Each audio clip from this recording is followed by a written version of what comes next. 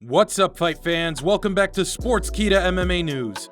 Marvin Vettori calls out the Smash Bros Khamzat Chimaev and Darren Till after Robert Whittaker pulls out from their fight at UFC 275. The Stockton slapper Nate Diaz continues to air out his frustrations against the UFC, this time over a couple of NFTs. The Jake Paul and Michael Bisping saga has now come to talks about contract restrictions. Alexander Volkanovski shares a meal and conversation with thick boy Brendan Schaub, and Ben Askren fires back at former opponent Jorge Masvidal. All that and more on today's edition of Sportskeeda MMA News.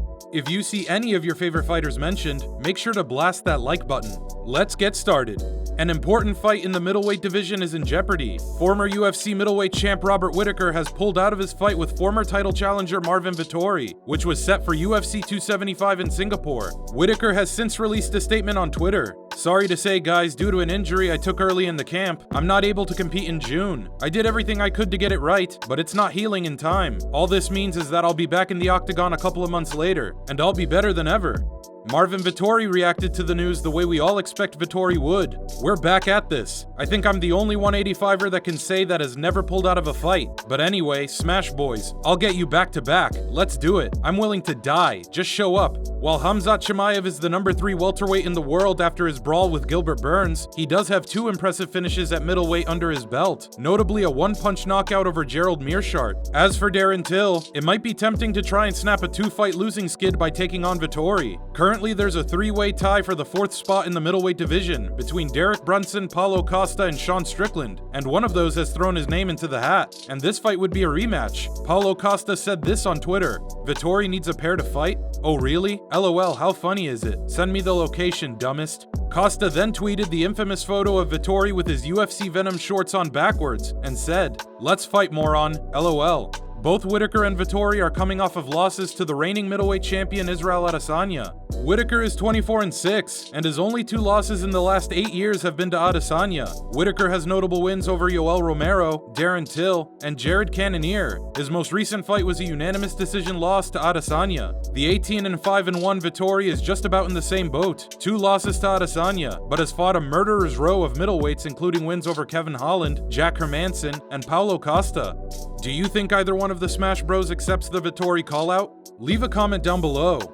One of the most fan-friendly fighters isn't feeling so friendly right now. Nate Diaz recently added to his ongoing string of tweets bashing the UFC. This time, Diaz took a screenshot of a tweet from UFC Strike NFT, showcasing new Nate Diaz and Nick Diaz NFTs on 420. And Diaz had a few words to say about that. "It's like this why I need to get the fuck out of the sorry UFC. Didn't you guys suspend Nick for 5 years and fine me hella money for a vape pen? Now you're reaping the benefits. I hope nobody buys this bullshit."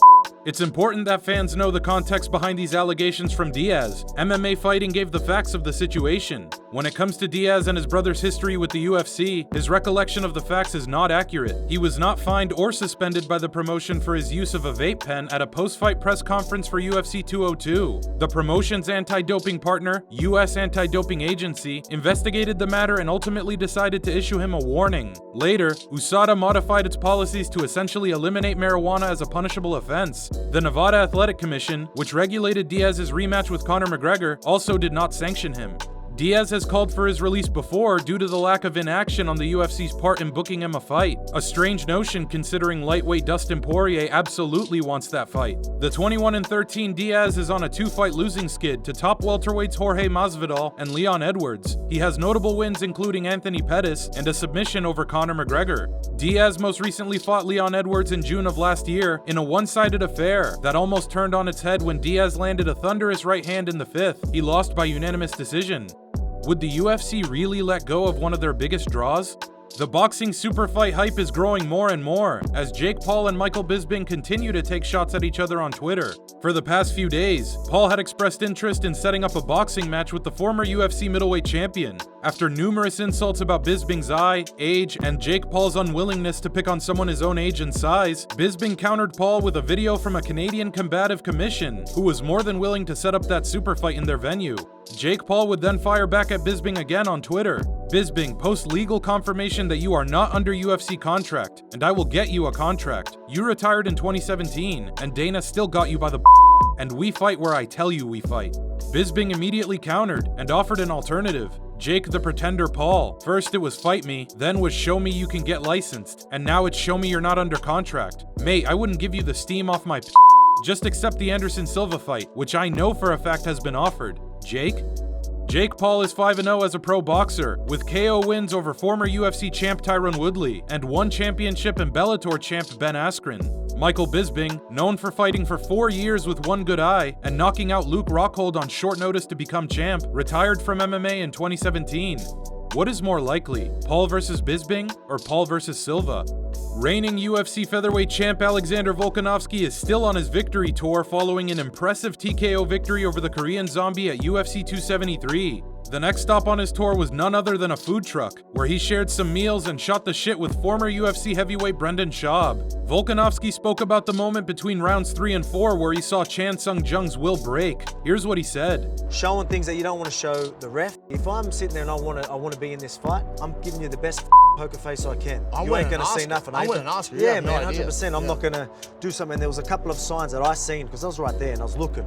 And I could see that he wanted out. Then Volkanovski painted a picture for his future in MMA and noted that the last thing he wanted to do is keep the division stagnant. That's what I want, because they were looking at going to Australia in August. And I thought, if I go do early August, and then I can try and fit one in December as well. Because again, this through the lockdowns, and I've only had, like last year I only had the one.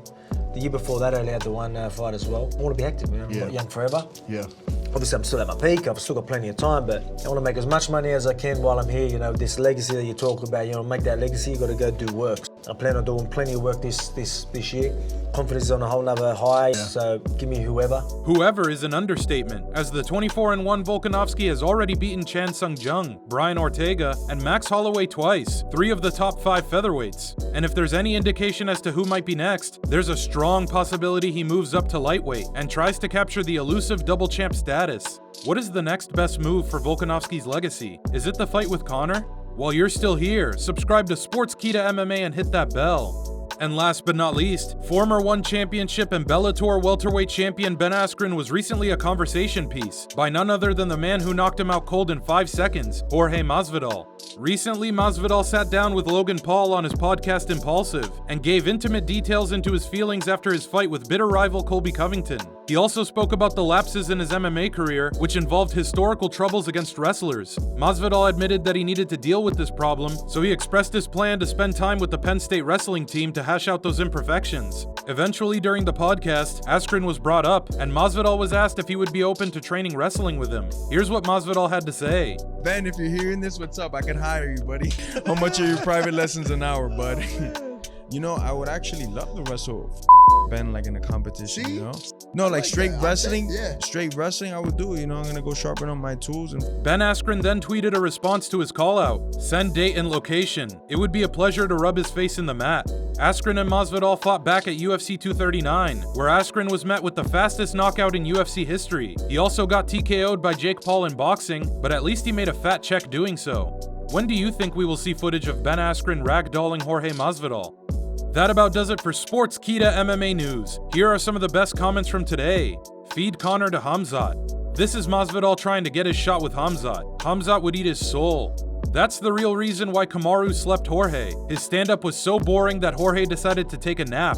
If you liked this video, please like, comment, and share. Your comments could be featured in the next Sportskeeda MMA news video. We're always delivering daily content, so make sure you subscribe and hit that bell. For updates, quotes, and exclusive interviews from all your favorite fighters, follow Sportskeeda MMA on Twitter and Instagram. Thanks for tuning in.